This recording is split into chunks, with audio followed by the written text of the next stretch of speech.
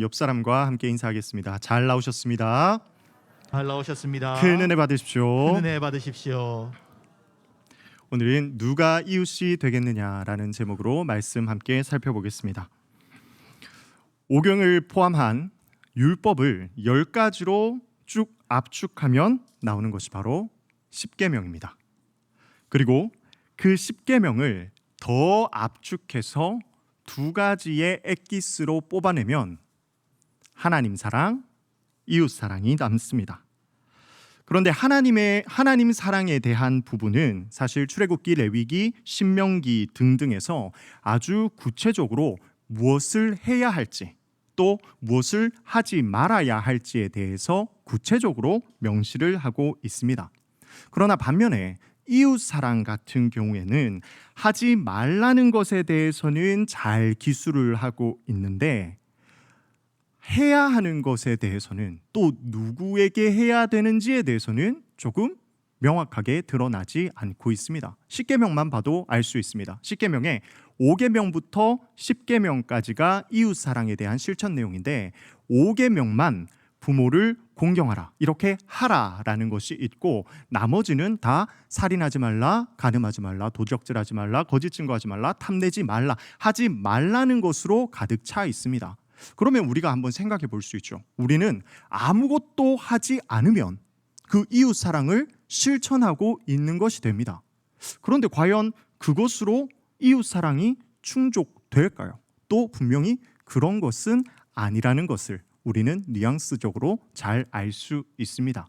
그리고 중요한 것은 바로 대상입니다. 이웃 사랑이라고 이야기를 하는데 과연 그 이웃이 어디까지가 우리의 이웃이냐는 거죠.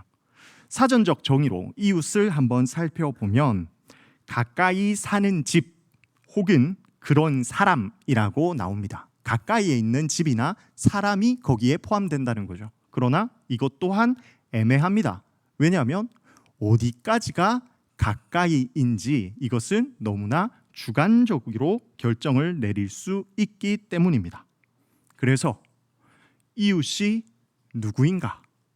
이에 대한 답이 바로 오늘 설교의 핵심입니다. 오늘 본문에 대한 해석에 대한 포인트는 등장인물은 누구이며 이 사람들은 어떤 사람이며 또 이 사람이 어떠한 말과 어떠한 행동을 했는지 그 의미가 무엇이는지를 파악하는 것이 중요합니다. 자, 그러면 이제 본격적으로 오늘 본문의 내용으로 한번 들어가 보겠습니다. 예수님을 시험하기 위해서 한 율법 교사가 등장합니다.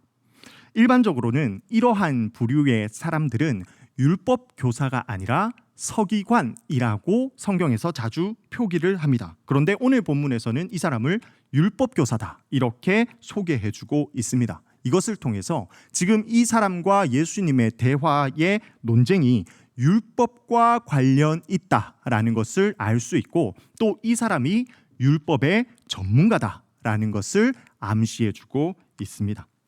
율법 교사는 예수님께 대하여 예우를 갖춰 선생님 이렇게 부르지만 사실 그의 의도는 예수님을 시험하려 하기 위함이었습니다.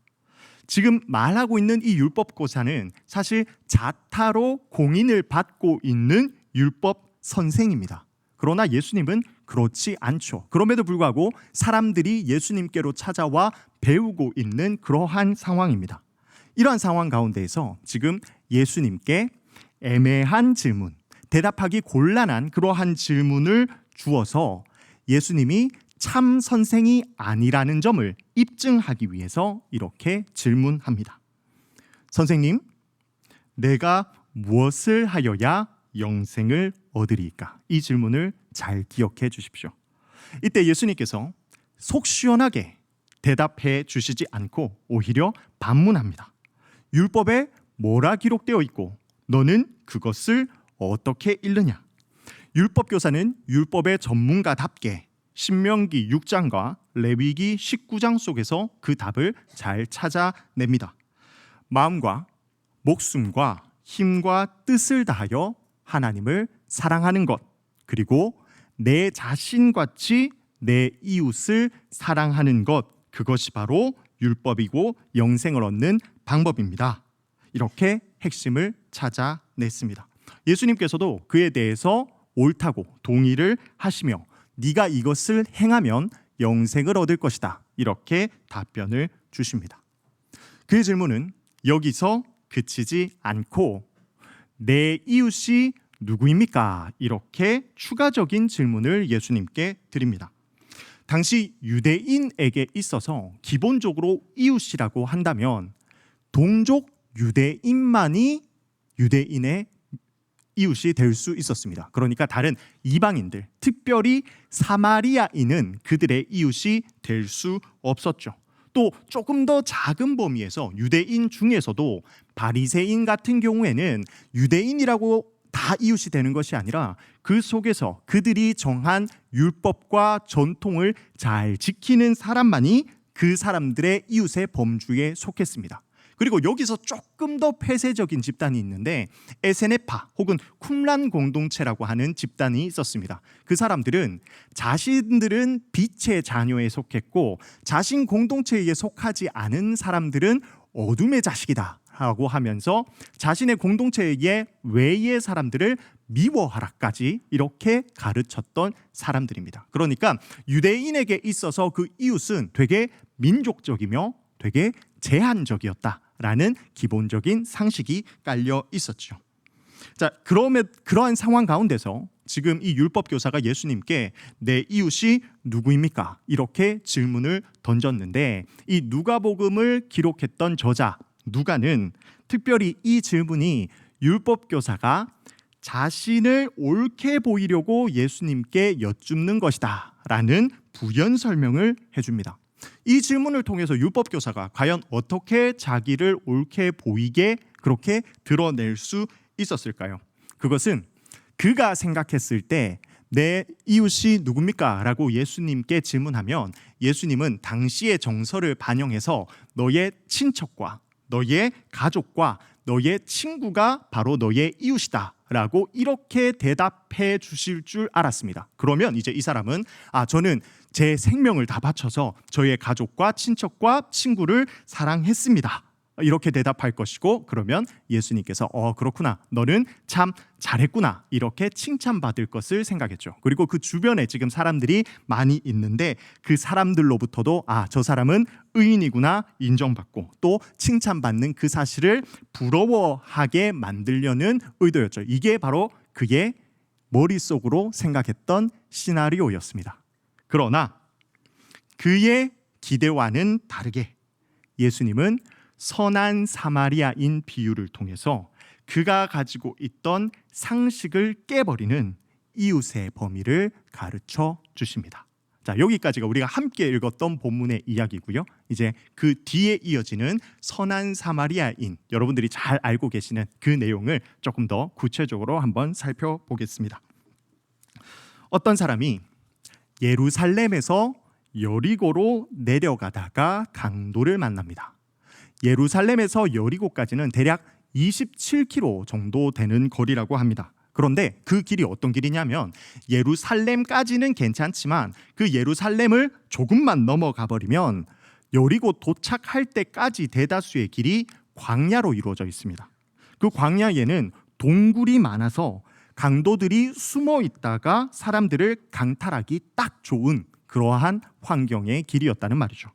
그래서 지금 이 강도 만난 사람이 이 길을 홀로 간 것은 너무나 무모한 짓이었습니다. 결국 우리의 예측대로 그 사람은 강도를 만났고 강도에 의해서 옷이 벗겨졌고 강도가 그를 때려서 거의 죽기 직전의 상태까지 이르게 되었습니다. 그런데 너무나 다행히도 한 사람이 그 길을 지나가게 됩니다. 그리고 그 사람은 심지어 제사장입니다. 제사장이 어떤 사람입니까? 종교인 중에서도 가장 경건하고 또 하나님 앞에서 가장 거룩하고자 애쓰는 사람입니다. 그는 성도들이 하나님께 드린 헌물을 사례로 받아서 사는 사람이고 또 대신에 그것을 통해 성도들을 축복하고 또 성도들을 치료하는 역할을 담당했던 사람이죠. 그러면 이 사람이 이 사람을 위해서 치료해 주겠구나 하는 기대감을 갖는데 그 사람은 그냥 지나가 버립니다. 못 봐서 지나간 것이 아니었습니다. 분명하게 31절에서는 그가 보고 피하여 지나갔다라고 이렇게 기록하고 있습니다. 또 보고 피하여 지나갔다라는 것의 원어를 살펴보시면요, 반대편으로 지나갔다라는 의미를 가지고 있습니다. 그러니까 이 사람을 보고 반대편으로 넘어가서 피하여 지나갔다라는 것을 의미하죠. 안타깝게도 제사장은 우리의 기대를 충족해 주지 못했습니다. 그러나 또 다음 사람에게 기회가 있습니다. 이번에는 레위 사람입니다. 레위 사람은 제사를 직접 지내는 사람은 아니지만 여전히 성전에서 일하는 사람이었습니다. 성전 찬양대를 감당하기도 했고요. 또 문지기 역할을 감당하기도 했습니다. 성전과 관련된 많은 사역을 했던 사람이죠. 또 백성들에게 율법을 가르치는 역할도 했습니다. 때문에 누구보다도 이 율법에 관해서 잘 알고 있었던 사람일 겁니다. 우리가 알고 있는 그 하나님 사랑, 이웃 사랑의 개념을 잘 알고 있었다는 말이죠. 그런데 이 사람도 제사장과 마찬가지로 그를 보고 피하여 지나갑니다. 왜 그들은 이렇게 시체처럼 되어 있는 이 사람을 보고 피하여 지나갔을까요? 그것의 답은 민수기 19장에서 발견할 수 있습니다. 민수기 19장을 보시면 하나님 앞에서 부정한 것에 대한 리스트들이 쭉 기록되어 있습니다. 그리고 그 중에 하나가 바로 시체입니다. 민수기 19장 13절 말씀 우리 함께 보겠습니다. 시작. 누구든지 죽은 사람의 시체를 만지고 자신을 정결하게 하지 아니하는 자는 여호와의 성막을 더럽힘이니라.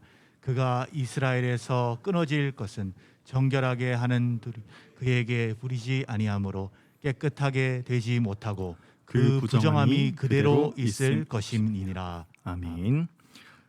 하나님의 일을 하는 사람은 하나님 앞에서 정결해야 했습니다. 그런데 지금 민수기 보시면 알 수 있듯이 시체를 만지면 그 사람은 부정하게 됩니다. 하나님 앞에서 거룩하지 못한 상태로 변하게 되는 것이죠. 그래서 그는 피해서 갔습니다. 또한 시체를 만지게 되면 7일 동안의 정결 예식을 해야 합니다. 그만큼 번거로운 어떠한 과정을 거쳐야 했다는 말인 거죠. 그 사람에게는, 지금 이 제사장과 레위인에게는 이 시체를 만지지 않아도 되는 명분이 충분하게 있습니다. 하나님을 사랑하기 때문에 부정해질 수 없어서 이것을 만질 수 없었고, 또 동시에 그의 마음속에서는 이러한 충분한 명분이 있기 때문에 이 번거로운 예식을 굳이 감당할 필요도 없었다는 것입니다. 그러나 그는 하나님 사랑에만 너무 치중하다 보니 율법의 핵심 중에 하나인 이웃 사랑을 완전히 무시하게 되었던 거죠. 율법에 대한 모양은 갖추고 있을지 모르겠지만 그 사랑이라는 본질을 완전히 놓치게 된 것입니다. 그리고 이렇게 두 번의 실패를 겪은 후에 이제 세 번째 사람이 등장합니다. 안타깝게도 사마리아인입니다. 왜 제가 안타깝다라고 표현했냐면, 이제 이 사마리아인과 유대인의 역사를 살펴보면 알 수 있습니다. 이스라엘이 통일 왕국 시대가 있었습니다. 그러니까 초대 왕 사울이 있었고, 그 다음 왕 다윗, 그 다음은 솔로몬, 여기까지는 이스라엘이 하나의 국가였죠. 그러나 솔로몬 이후부터 이스라엘은 남유다와 북이스라엘로 분열되게 됩니다. 그리고 분열된 북이스라엘은 남유다보다도 더 빠르게 아수르에 의해서 침공을 받아 그렇게 멸망하게 됩니다. 근데 이때 아수르 왕이 아수르의 백성들을 북이스라엘로 이주시켜서 거기서 살도록 만듭니다. 그렇게 되었더니 이스라엘 백성들이 그 아수르 사람들과 통혼하고, 그러니까 같이 결혼을 하게 되었고, 그 속에서 혼혈이 생기게 되었다는 말이죠. 순수 이스라엘 백성이 더 이상 아니게 되었습니다. 물론 민족적인 차원에서 혹은 혈통적인 차원에서의 문제도 있었겠지만, 그것을 넘어 아수르가 섬기고 있던 이방신 혹은 아수르가 가지고 있던 그 풍속, 음란한 문화들을 그들이 가지고 왔고 결혼하면서 그것을 받아들이게 되어 더 이상 하나님의 거룩한 백성으로서의 정체성이 사라지게 되었죠. 그래서 지금 이 남유다에 있던 이스라엘 백성들은 북이스라엘 민족들을 더 이상 거룩한 민족으로 인정해주지 않게 됩니다. 그리고 이 북이스라엘 사람들이 사마리아인이라고 불리게 되었죠. 이 갈등은 조금 더 역사적으로 봤을 때 더 심화되는데 이제 남유다도 바벨론에 의해서 포로로 끌려갑니다. 그리고 나중에 다시 돌아와 무너진 성전을 건축하려고 하는 과정이 있었죠.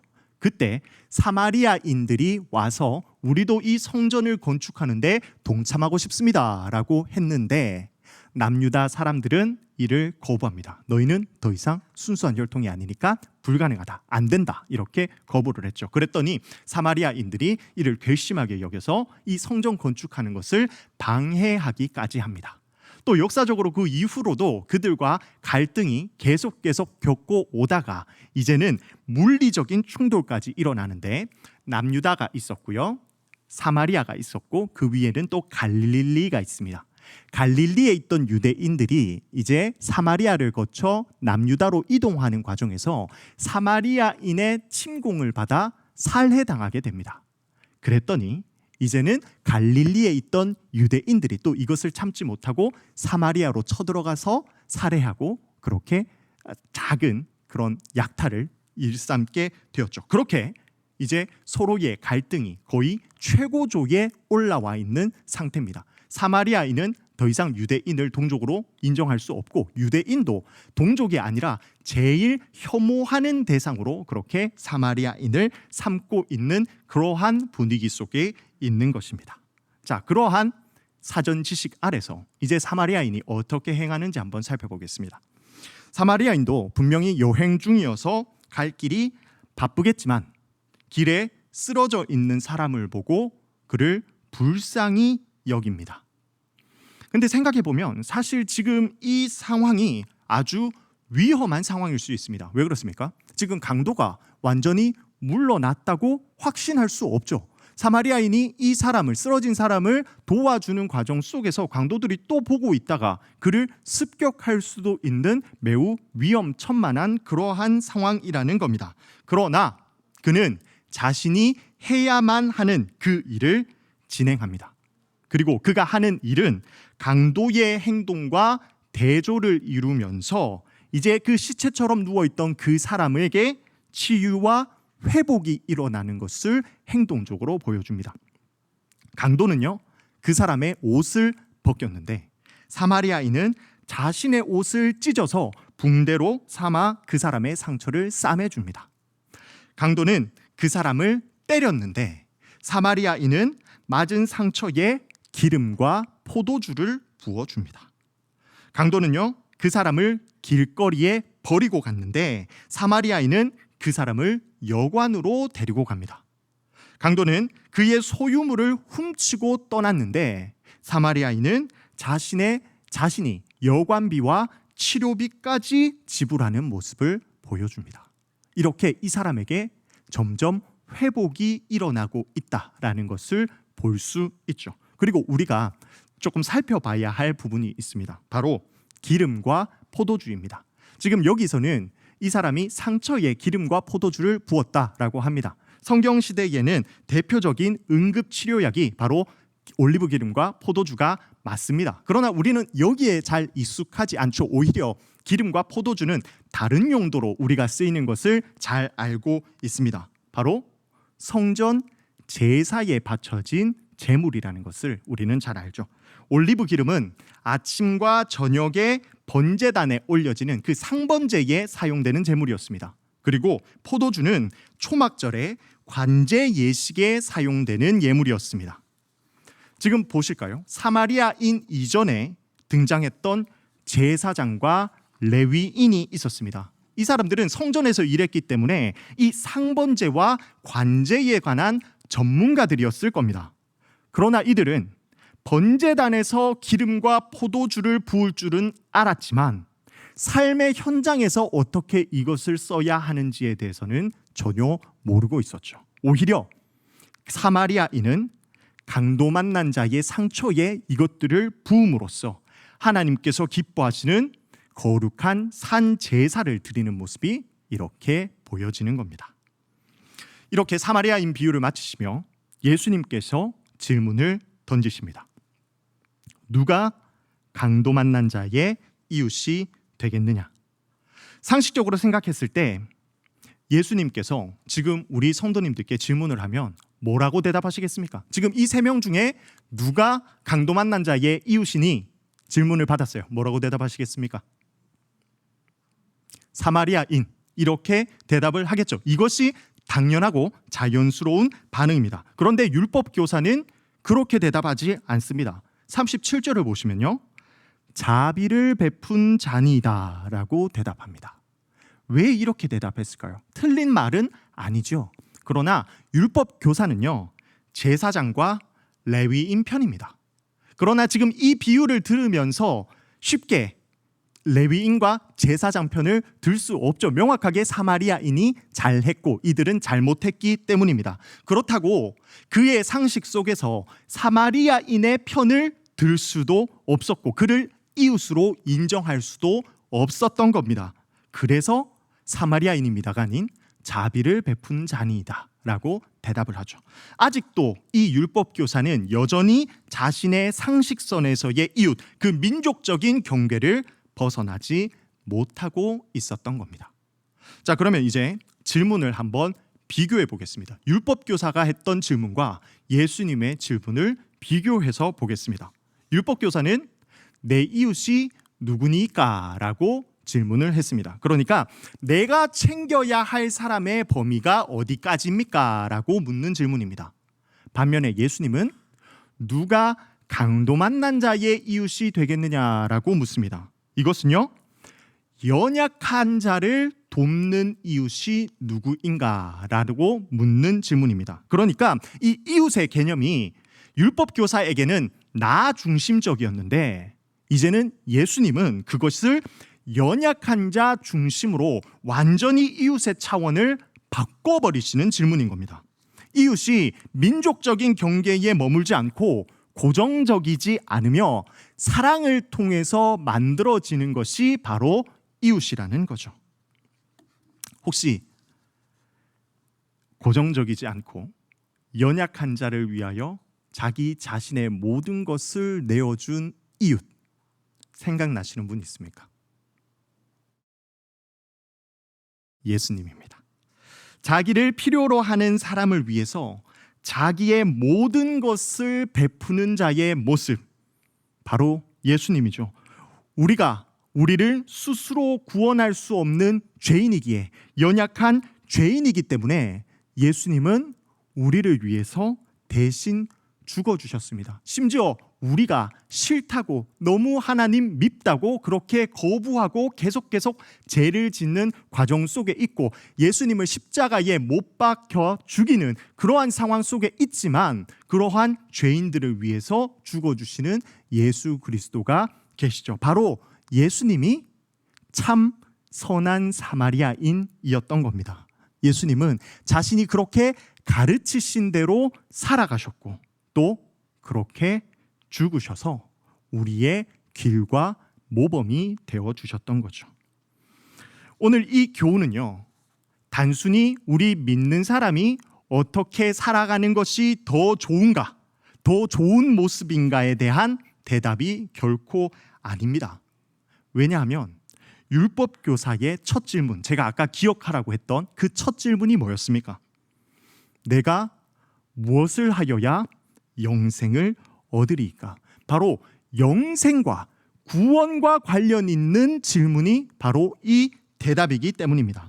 이웃 사랑에 대한 실천은요, 단순히 하면 좋다 정도의 차원이 아니라 우리가 나아가야 할 방향이다 정도가 아니라 진짜 구원받은 자의 모습이 드러나는 지표라는 거죠. 만약 이웃 사랑이 빠져 있는 신앙생활을 하고 있다면 너무나 무서운 말이겠지만 어쩌면 그 사람은, 그 신앙생활을 하고 있는 사람은 구원받지 못한 사람일 수도 있다라는 겁니다. 지금 여기에 이 자리에 나와서 왜 예배를 드리십니까? 혹 구원받으려고 이곳에 계십니까? 그렇다면 그 방법이 오늘 말씀 가운데 있습니다. 37절 가운데 마지막으로 예수님이 이렇게 말씀하십니다. 너도 이와 같이 하라. 그런데 교회를 조금 오래 다니시거나 혹은 좀 많이 배우신 분이라면 사실 여기서 이상한 점을 하나 조금 느끼셔야 합니다. 우리가 구원받는 유일한 길, 유일한 방법 혹시 무엇으로 배우셨나요? 예수님을 믿는 믿음이라고 배웠죠. 행함이나 행위로 우리가 구원받을 수 없다라고 믿었습니다. 그게 바로 이신칭이 아니겠습니까? 믿음으로써 옳다고 칭함을 받는다. 이것이 로마서의 전체 주제이기도 합니다. 그런데 이상하게도 예수님은 이와 같이 해라. 그래야 구원받는다. 이렇게 마치 조금 모순되는 것처럼 우리에게 가르침을 주신단 말이죠. 그에 대한 답을 갈라디아서 5장 6절에서 찾을 수 있습니다. 우리 한 목소리로 함께 읽겠습니다. 시작. 그리스도 예수 안에서는 할례나 무할례나 효력이 없으되 사랑으로서 역사하는 믿음뿐이니라. 아멘. 믿음이 분명히 구원에 이르는 유일한 길이 맞습니다. 그러나 이 믿음이 무엇으로 역사한다고 되어 있습니까? 사랑입니다. 믿음이 있는지 없는지 우리가 그것을 무엇을 통해서 이 사람을 판단할 수 있을까요? 바로 사랑입니다. 하나님에 대한 사랑이 있는가? 또 이웃에 대한 사랑이 있는가? 이 두 가지가 있는지를 파악해서 이 사람이 믿음이 있는지 알 수 있다는 거죠. 사랑을 실천함으로 구원을 획득할 수는 없지만 사랑을 실천함으로 우리가 믿음을 통해 획득한 그 구원을 증명할 수 있는 겁니다. 그러면 이제 제가 마지막으로 질문 드리겠습니다. 우리 성도님들, 이웃을 정하실 때 어떤 기준으로 이웃을 정하십니까? 어떤 기준으로 친구를 삼으십니까? 누군가는 성격일 수도 있고요. 나랑 잘 맞는 사람. 혹은 누군가는 외모일 수도 있습니다. 멋져 보여서 같이 있고 싶어서. 또 조금 더 세속적인 사람은 재산을 보거나 혹은 나에게 조금 이득이 되는 사람을 내 친구 삼고 싶어 하시는 그러한 분들이 있겠죠. 사실 당연한 것일 수 있습니다. 그러나 오늘 말씀을 보시면 사실 이러한 기준들은 유대인보다도 못한 기준입니다. 적어도 유대인들은 자신의 민족적인 개념 안에서는 민족적인 개념 안에서 같은 이스라엘 백성이라면 챙겨주고 이웃이라고 인정을 하고 있기 때문이죠. 그런데 나에게 이득이 되는 사람만 이웃이다? 그거보다도 낮은 수준이죠. 그래서 우리는 예수님의 가르침의 수준까지 나아가야 합니다. 나의 도움이 필요한 사람은 누구인가? 이것이 바로 우리가 이웃을 정하는 기준이 되어야 한다는 말인 것이죠. 하나님을 사랑하십니까? 이웃을 사랑하십니까? 그렇다면 성도님의 그 사랑이 필요한 사람은 누구입니까? 선한 사마리아인 같이 또 예수님 같이 사랑을 실천함으로써 자신의 믿음을 증명할 수 있는 우리 대구 동성교회 성도님들 되시기를 간절히 소망합니다. 아멘. 우리 이 시간 함께 통성으로 기도했으면 좋겠습니다. 하나님 아버지, 주님께서 우리에게 구원을 허락하여 주시고 또 사랑을 통해서 우리의 그 믿음을 증명해 보이시기를 원하시며 하나님께서 기뻐하시는 올바른 성도의 모습, 예수 그리스도의 제자로 나아가기를 원하시는데 우리가 이 말씀 앞에 비추어 봤을 때 우리의 모습은 제사장보다 레위인보다도 못한 그러한 세속적인 사람이 아니었는지를 돌아봅니다. 그래서 이 시간 기도하기를 소망합니다. 하나님, 우리에게 사랑의 실력을 허락하여 주사 다른 사람은 다가가기 힘들고 다른 사람은 조금 불쾌할지라도 주님께서 나로 하여금 그 사람에게 사랑을 전하고자 하는 그 사람에게 다가가 하나님의 사랑을 전할 수 있는 그 이웃이 될 수 있는 실력이 있게 해달라고, 나에게는 부족한 그 실력, 사랑을 하나님께서 허락하여 주사 마음껏 이웃들에게 실천할 수 있는 능력을 더해달라고 우리 주여 한번 부르시고 간절히 기도하겠습니다. 주여.